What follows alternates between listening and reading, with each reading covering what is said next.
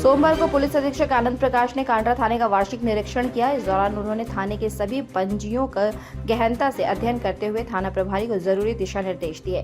SP ने लूट पंजी, गुंडा पंजी को विशेष रूप से दुरुस्त करने एवं जेल से छूटे हुए अपराधियों की गतिविधियों पर नजर रखने का निर्देश दिया।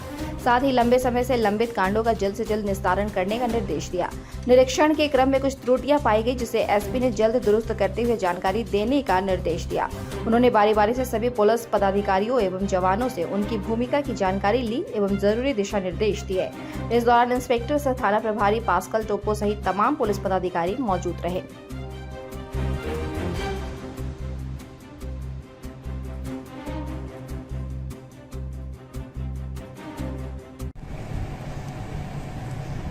आज हम जिला के कांडा थाना में वार्षिक निरीक्षण जो होता है उसके संदर्भ में यहाँ आया हूँ और इसमें थाना के जो भी अभिलेख होते हैं, रिकॉर्ड होते हैं, जो सिलसिला काम होता है उसका देखा जाता है। उसमें क्या त्रुटियाँ पाई जाती है वो भी देखी जाती है।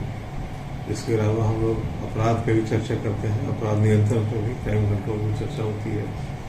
इसके अलावा जो लंबित कांड है उसकी समीक्षा की जाती है ताकि उसको निष्पादन हो सके। और इसके अलावा जो भी थाना का अलग अलग सेक्शन है उसके कार्यों की समीक्षा की जाती है। और हमारा ये रूटीन इंस्पेक्शन है, साल में एक बार होता है।